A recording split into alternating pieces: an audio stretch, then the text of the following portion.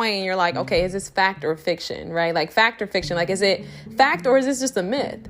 Is it true that these depictions actually have really created the standard, And I think that's why I'm so passionate about journalism in film, because I know the influence that images really have on us every day.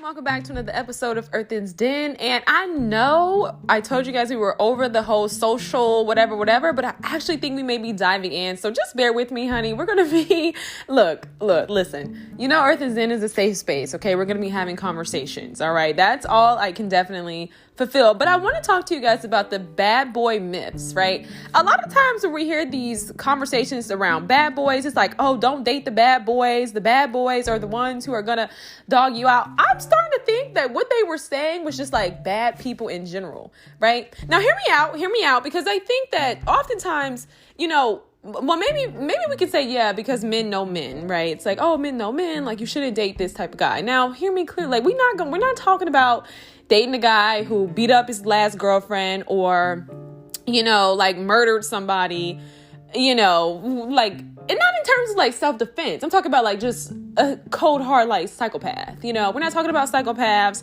We're not talking about guys who just, are engaged in certain activity and it's just a little too risky for you, honey, and it just starts to get a little dangerous, right?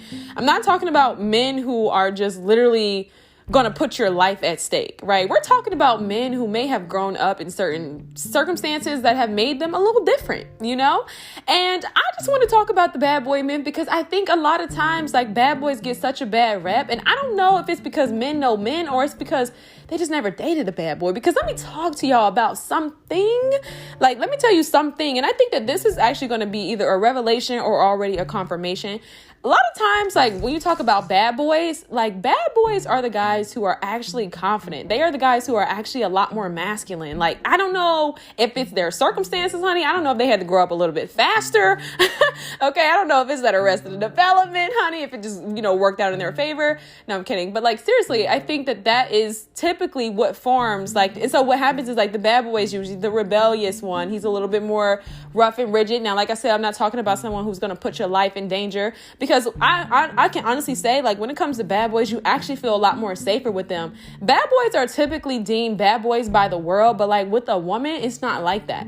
You know what I mean? And so I think, I remember back when there was this trend about these hood guys. Now, I think that started as a trend. And so what happens was it was kind of like formulated in the bad boy myth, but it actually kind of transpired. And then, I feel like when anything becomes a trend, it's like misinterpreted, misrepresented, it's misunderstood, and people just kind of take it and twist it. And so I felt like when you have ignorance and, it's kind of like praised in a sense. So people were saying like, oh yeah, date a guy who's in and out of jail, who's, doing all this crazy stuff. And then that was praised. But I think what happened initially was it was just saying like, hey, no, there's something about being with a guy who society may deem as a bad boy, right? He may be a little bit more reserved. He may be a little bit more, on the outside, but it's like with you and your relationship, he's a little bit more loving, right? He's actually caring. He's kind. He's affectionate. Like he's, he makes you feel safe. And so I think that's something that I think that,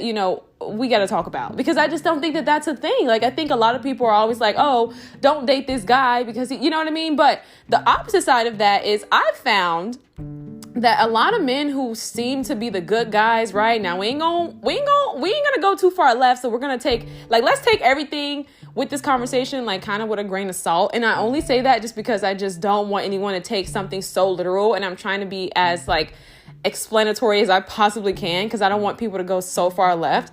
But I think that there's something said about guys who are good on paper who are so emotionally abusive. Like, there is something said about guys who your parents love, guys who will show up, and it's like they will be presenting themselves like the perfect man, right? Typically because he's probably been with a lot of girls, because he is the nice guy, and society says that's acceptable. And women are subjected to so much scrutiny from society. Sometimes growing up, right, if I'm being honest, you're going to kind of fall in those categories to where you kind of want to do things that are socially acceptable. acceptable, right? And so you're going to go and get you a nice guy because everyone said that this was the guy you should be with, right? And typically you find this guy being the most emotionally abusive, emotionally unavailable, like so mean to you, like he's like so full of himself. It's like, it's so much wrapped up inside of that. And I think there are a lot of young men today, especially like we talked about the whole red pill, blah, blah, blah, right? Who are online, like creating a personality, creating characteristics, creating certain tactics and learning certain things about women to come off as this perfect man. And I think to me, that's way more dangerous because it's like, there's no way you know what to say every single time. Like that to me is scary. That's scary. You know what I mean? And so I think that sometimes, I don't know, if I'm being honest, if I was to like really think about it in a more like, I don't think it's controversial. I think it's just more so like a more broad way with an open mind, shall I say. I think that I would have to conclude that maybe this bad boy stigma was something that was maybe created by society to keep certain things. I don't know. I just kind of feel like to an extent there just kind of seems like there has to be a reason as to why this was founded and why it has such a negative connotation, because it's not always the case. Now, I'm not talking about the guy who was out here, putting people's lives in danger and he is on the brink of becoming a psychopath. I'm not talking about that guy. I'm talking about the guy who is honestly like a really, really nice guy, and it just kind of sometimes it's like life happens. Maybe it's the hand he's dealt. I'm not saying we want a project. I'm not saying go out there and fix him, because hear me what I say, like literally sometimes the bad guy is actually the bad boy that, society deems as the bad boy is actually the one who's the most safe for you. You know what I mean? Like you actually have a sense of protection and you actually get to feel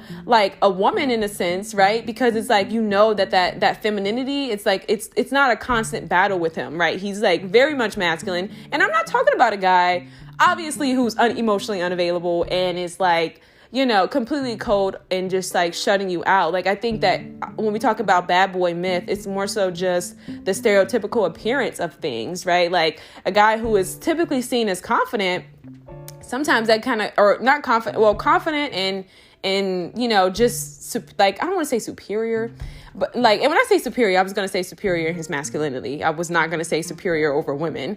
I don't know. It just kind of seems like these guys are typically the ones where it's just a lot of this, we're not talking about guys who, are players or anything like that. I'm just talking about the guys who, and we're not talking about the Tyreek, St. Patrick's, right? I'm not talking about the guys who are just out here, no, I'm not talking about that. I'm just talking about the guys who, that there's a sense of safety. And I think that sense of safety really comes from them being in a state of just, maybe it was continuous, but I don't know. It's just, they're definitely kind of sometimes a lot more masculine, and they typically show up differently in relationships, and they are a lot more catering towards you as a woman, it kind of seems like. But like I said, these are just some myths I kind of was thinking about. But hear me clearly, you guys. I'm definitely not telling you to go out here and date no freaking body who is like AWOL. Like, I'm not saying that. I'm not saying go and get with someone who's doing illegal things because you want to feel safe. That's not what I'm saying. Like,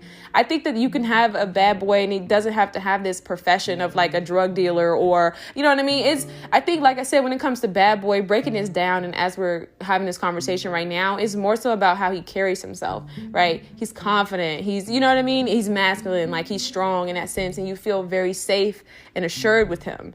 That's what I'm talking about. And I think that sometimes people don't realize it, but that's a thing. And so I think, on the opposite side of that, when it comes to good guys, I think that good guys are not guys. Like, I think that society kind of does this thing too, where it's like, when it comes to good guys,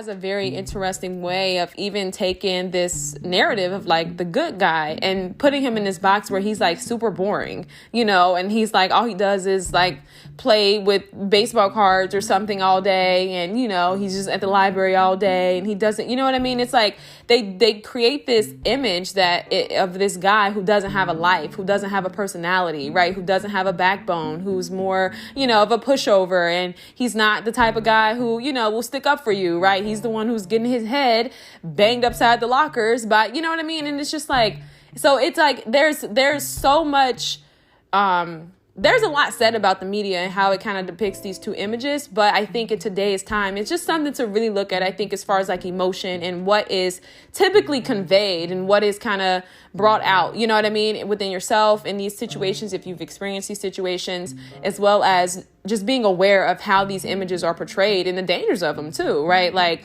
I said, with the bad boy, with that, the opposite side of that, of course, dating someone who's like literally going to put your life in danger. And then the nice guy who appears to be good on paper, but is the most unsafe and most dangerous candidate. You know what I mean? And so it's like, those are the things that I feel like you should really look into. But I just, this is just my personal observation. I learned this today within my own gleaning from my own insight, my own experiences, my own just kind of like revelation. I heard something and then I just started thinking, you guys, I get off of work and I am typically just like so tired, and it's not like, oh, I'm tired. Like I found that for myself sometimes, like especially too, depending on, other factors, of course. But getting off of work, I noticed like even just throughout my days, there is such an information overload to where I am just like, I need to just debrief. And so I love having this podcast and this platform because I'm able to just kind of come on here and talk to you guys and let some of this creative energy out and share some of my learnings, my teachings for the day.